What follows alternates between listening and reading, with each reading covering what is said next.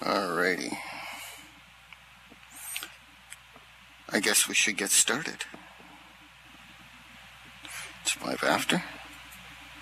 This class is presented in voice and text, and there are some visual aids that I'll put on the texture board. Left click on the Firestorm class notes and first aid kit box near me to get the class notes for all of our classes, as well as a few other goodies, a couple freebies in there. These class notes do get updated semi-regularly, so you may want to grab a fresh copy. The latest copy is always available here in the classroom, and the hover text will tell you the date. To adjust voice volumes, you can go to the COM menu and click on Nearby Voice to open the Nearby Voice panel. From there, you can adjust individual volumes by slider.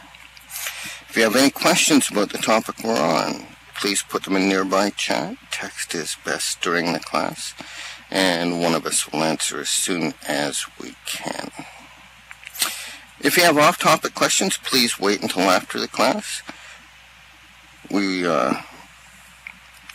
have an open question and answer session after all our classes. So, welcome to the Introduction to Firestorm class based on our 4.6.5 release. So, most of you probably have Firestorm installed, but if you haven't, you can just download it and install it. However, if you've tried one of our previous versions, please do a clean install to avoid possible issues. And when the next release comes out, also do a clean install, please. There's the link to our wiki page that has instructions on how to do a proper clean install. Now, Firestorm installs to its own directories, so you can install it without affecting other viewers, assuming you use the default locations.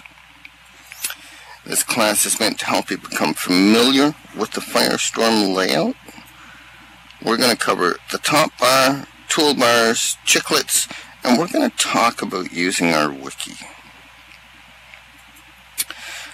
We've got a large and growing body of documentation on our wiki. There's a link to it to help you get started, as well as our support group, Firestorm Support English, where you can ask questions.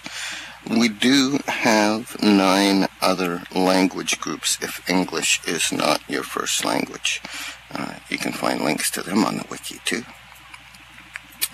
So let's take a look at the top bar first. The top bar consists of up to 4 lines. And the top row is part of your operating system. It's called a title bar. It shows the viewer name, your name, the release version number. It's also got the minimize, restore, and close buttons on it. It is not visible if you're using the viewer in full screen mode. And then the next one is the menu bar. This is not optional. This has the avatar, com, world, build, content, and help menus by default. It also has the RLVA, advanced, develop, and admin menus optionally. The Starlight skins have a draw distance slider on them. You'll also see your Linden dollar balance, a buy Linden button, and the time. There's a music note, maybe, that will start and stop music, a camera button that will play or pause media, and a little volume or speaker icon that will open a volume controller if you hover over it. These may not show because you can choose to hide them in your preferences on the user interface tab, general subtab. If you right click anywhere on the menu bar, you can enable or disable the following. There's an option to show the navigation bar, show the favorites bar, show the search bar, which requires the navigation bar active. And there's an option to show the location in the top menu. That'll add your location on that menu bar. On skins with the draw distance slider in the menu bar, the Starlight skins, space may be a bit of an issue. The next row, if it's enabled, is the navigation bar. The arrows on the left end, don't click them, will allow you to go back and forth between your current and previous locations. I added that warning because we've had people click them and disappear. Then come back and say, oh, it works. The home icon will allow you to teleport home. Land shows you about land. Sky opens the advanced sky editor. And then there's the location field. Within that, there's an eye icon that opens the place profile. You might see the parcel name, region name, coordinates, rating, partial permissions, like if it's no build, no fly, whatever. If it's damage enabled, and then you'll see the health level. And a landmark star.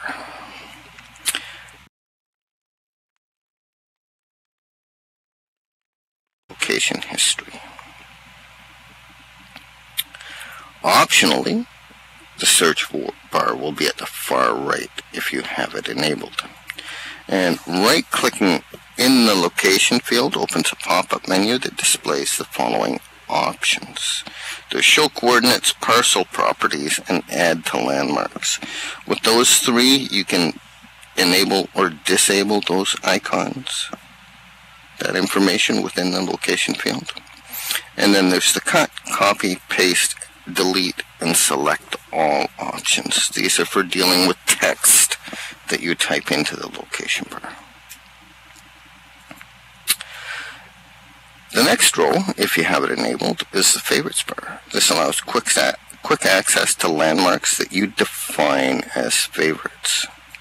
You can simply drag a landmark to the bar from your inventory, or add it in your favorites folder in your inventory to add it to the favorites bar.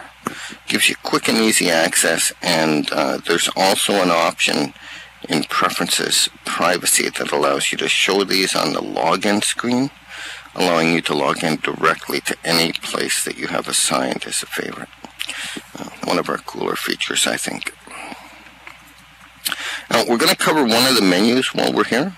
For more detailed explanations, we do have classes that deal with just the menus. We have a Menus 1 class that deals with the basic menus, and a Menus 2 class that deals with the advanced and developed menu. Now, I'd like to point out that all menus and submenus will detach and stay open if you click on the double lines at the top of the menus. You can see an example on the board. The yellow arrow is pointing to the double lines.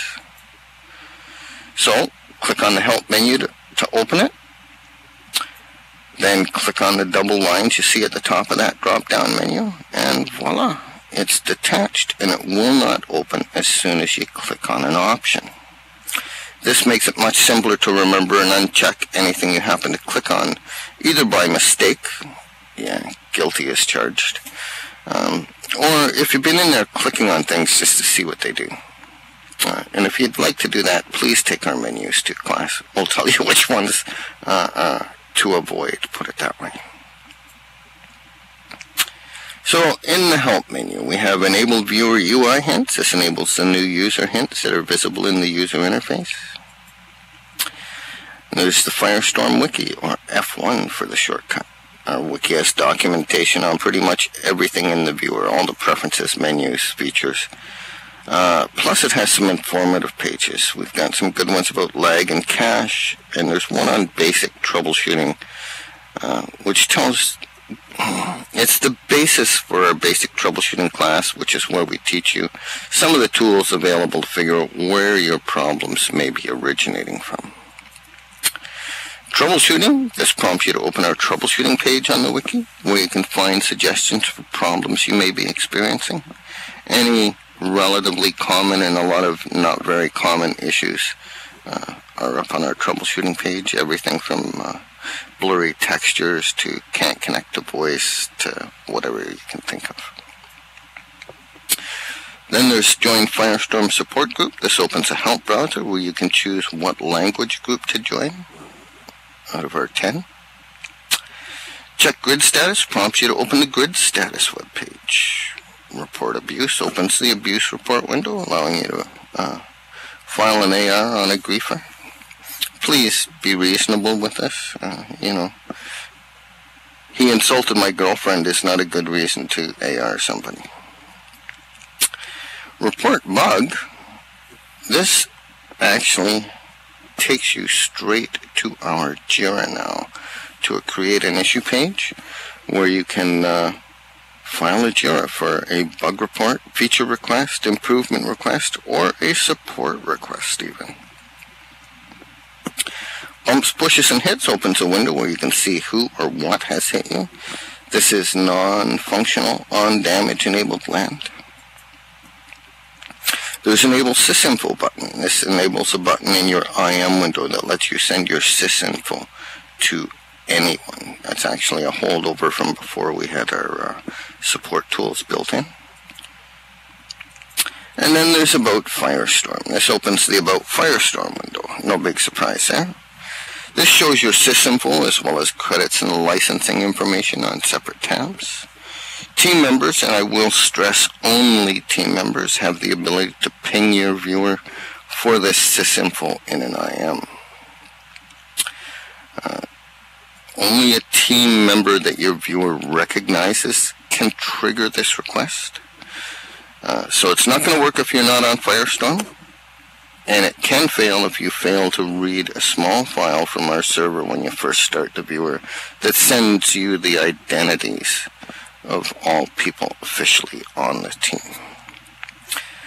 You can see an example on the board of the command we use, as well as the pop-up that you get asking you to send it.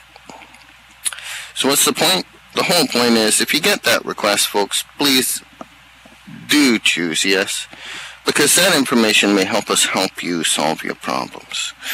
We don't do it just to be nosy, folks. Trust me, we could think up far more nosy things to ask, rather than your draw distance, your bandwidth, what skin you're on, etc.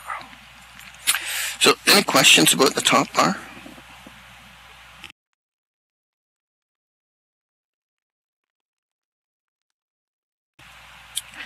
No? Alright. Cool, Noah. It's what we like to hear. So let's move on and talk about the toolbars. Firestorm uses Linden Labs FUI, or Flexible User Interface. This allows you the choice of what buttons you see and where you see them. You can place them on the left side, right side, or bottom of your screen. However, your choice of viewer skin will make a difference in how the toolbar looks. The vintage and latency skins, for example, have been heavily modified to look very much like the original Phoenix viewer skin, and it includes a portion on the bottom toolbar that is not customizable. If you were to look at the screen, you'd see that it's the chat bar, the music, media controls, the voice controls, the AO control, and the quick preferences button are non-modifiable on that skin. To choose buttons, right-click on any button in one of the toolbars, or go to the avatar menu and then click on toolbar buttons. Then select the buttons you want. Simply click and drag those buttons from that window to where you want them, or from your screen back to the window to remove them. It's simply drag and drop. You can drag these buttons within the toolbars themselves to place them in the order you want them, and you can drag them from one toolbar to another once they're on your screen. You also get the option of how they align, as well as the different sizes and labeling when you right-click on a toolbar. The chat bars are resizable, except on the latency and vintage skins.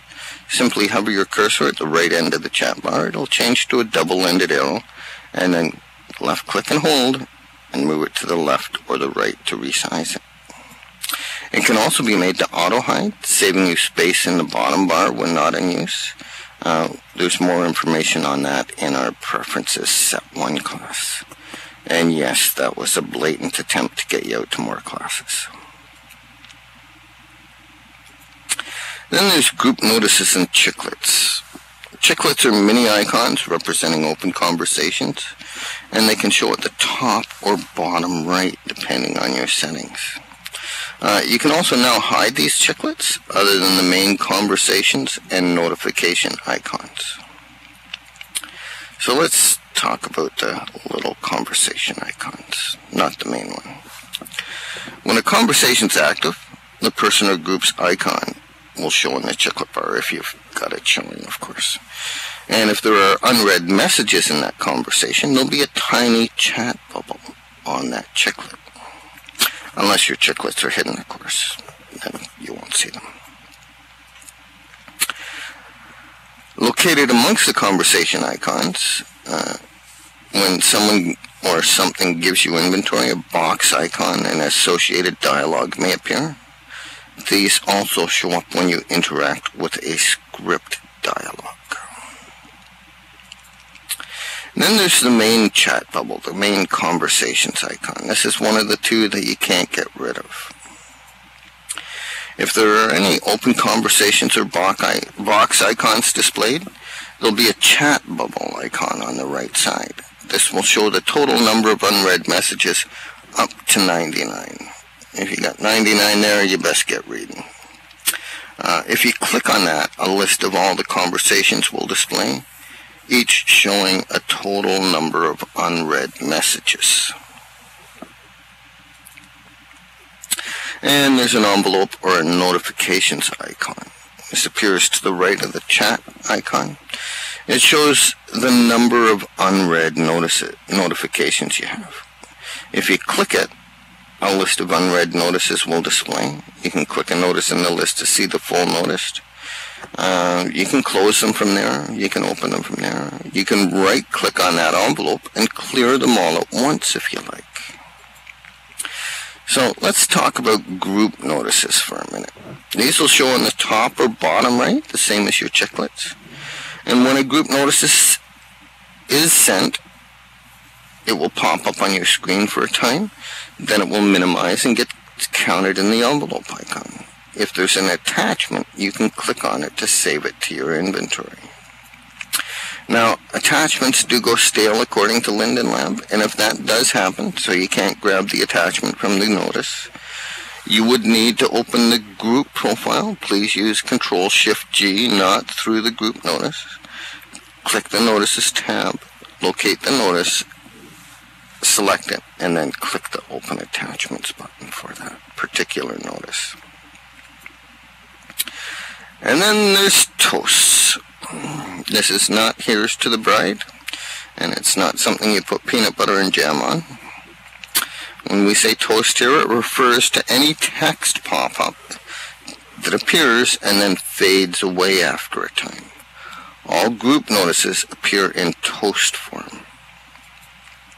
Other bits of information may appear as toasts depending on your settings, including your transaction info, online, offline, friend notifications, IMs, chat, etc. All depends on your settings, folks. So, any questions about the toolbars or the chiclets?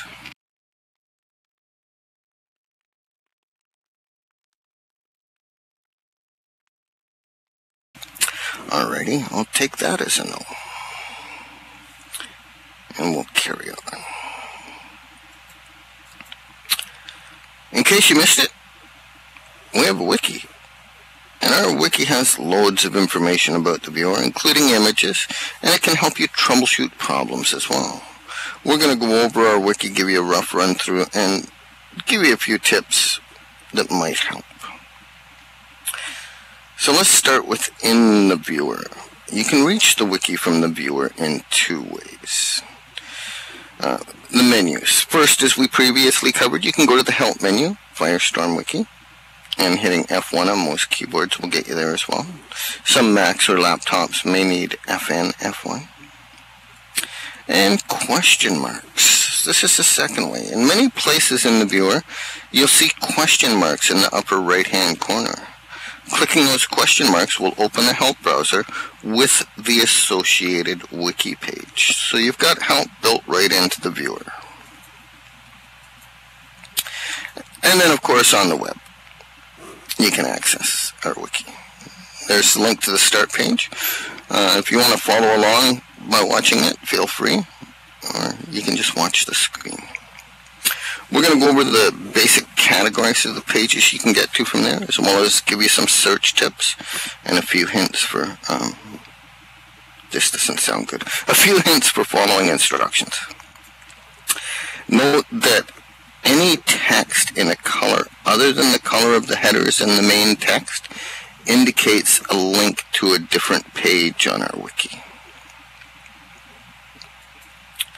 So on the main start page, there's some links to the Phoenix documentation.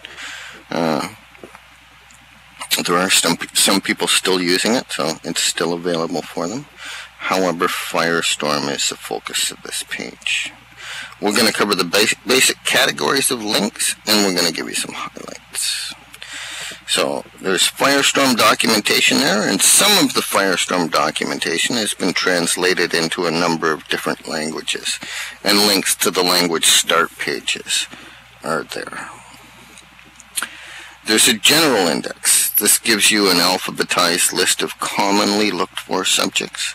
Some find it easier to browse the wiki rather than use the search results. Downloads takes you to all downloads currently available. Please don't forget to do a clean install of any version you get there. Then there's the Firestorm release notes. The links on this page give you a list of changes in each new version of the viewer. New features and known issues are included. And getting help. There's a few links in this section that can help you locate support groups and team members in World, or explain how to file tickets on our Jira. The troubleshooting guide's a clearly laid out table of contents for pages with fixes for common issues, or relatively common in some cases.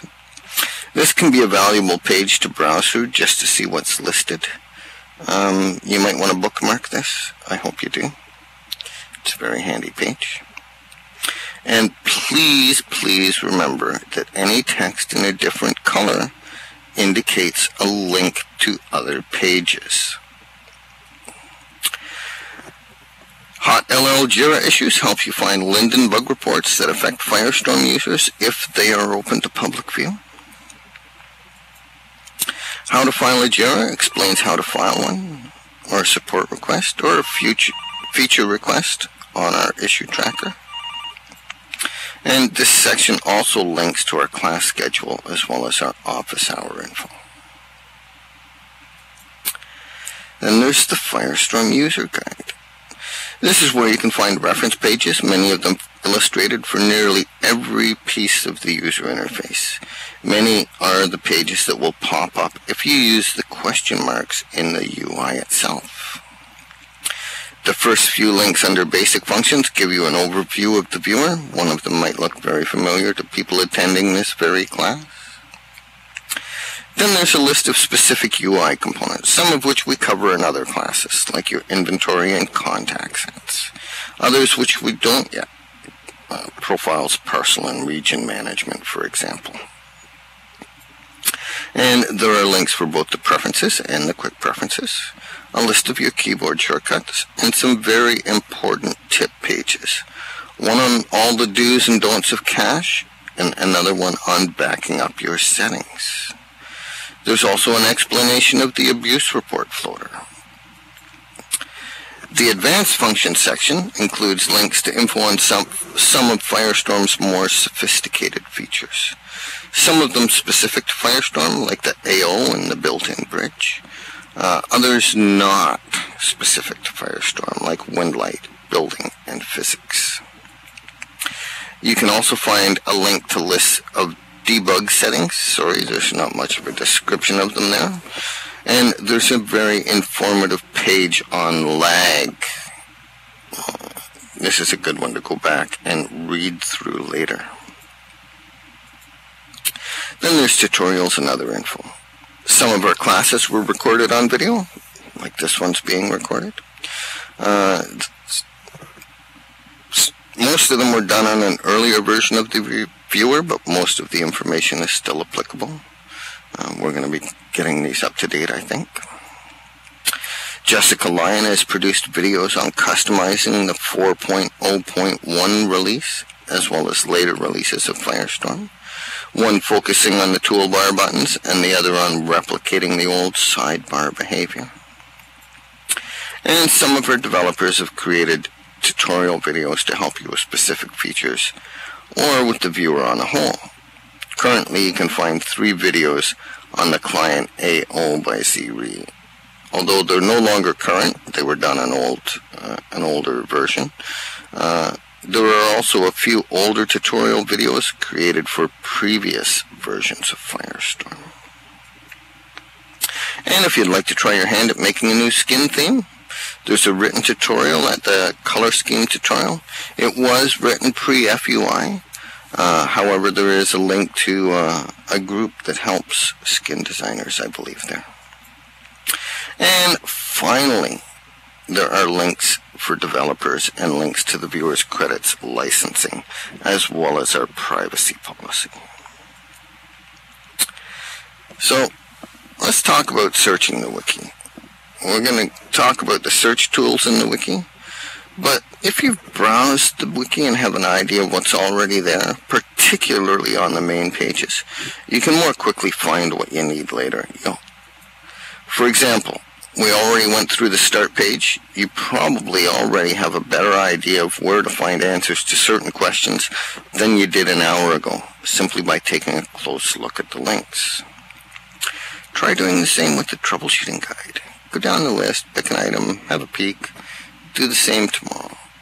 Get any idea that I'd really like you to read the wiki, folks?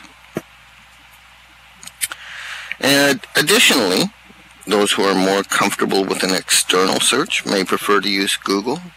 You can restrict your Google search to the Firestorm Wiki domain by using this link.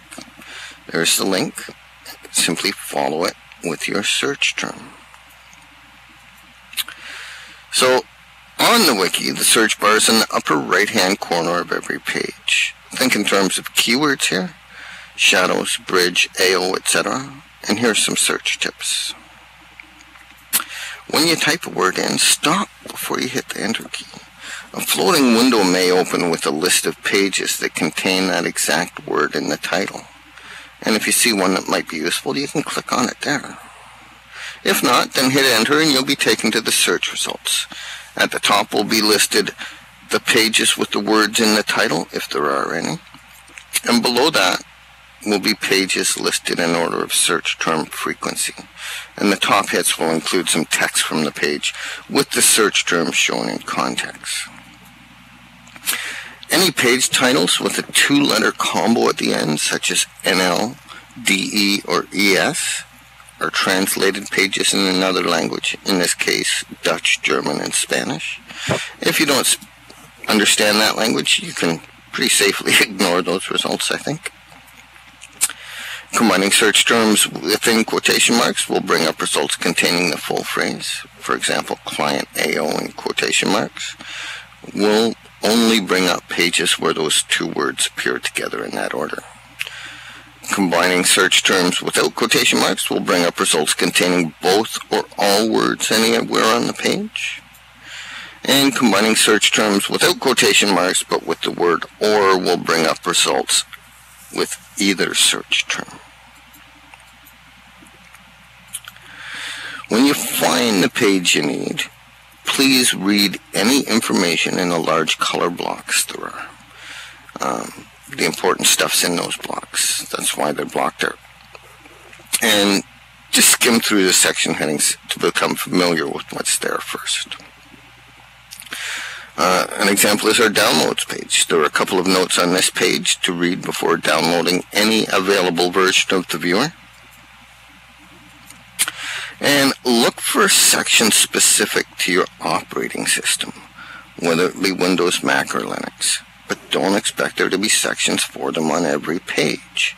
Any section or page that's not operating system specific may apply to everyone. The example on our media troubleshooting page. Some of the media problems when this class was written applied only to Windows and some to Linux. At the time, there was no Mac specific section on that page. But that doesn't mean that the general suggestions at the top don't apply to Mac users. They do. If it's not on an operating system specific page or under an operating specific title, it applies to everyone, folks. And on the troubleshooting pages, there may be a sequence of suggested fixes. Try these one at a time and pay close attention to the wording. Please don't skip steps, even if you think you've already done them already. For example, our missing inventory page. The fixes here are ordered from the easiest to the most cumbersome. Easy steps are first, slightly longer steps in the middle, and network-related suggestions come last. And that's our wiki, folks. Once you're used to searching and finding things on our wiki, you'll see why we love it. We hope that it helps you learn how to make Firestorm work great for you, too. Any questions about the wiki?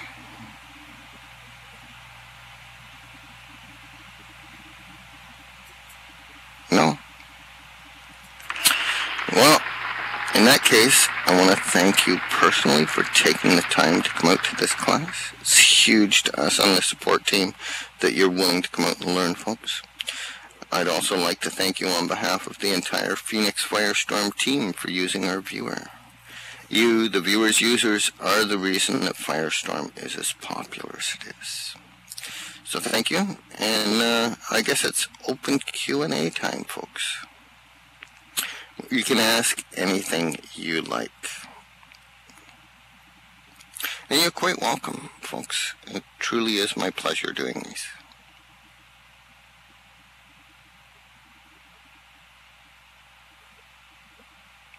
What, no questions? When's the new S out? No, I'm just joking. Somebody get a gun out and shoot dark? Oh, are you still recording, North?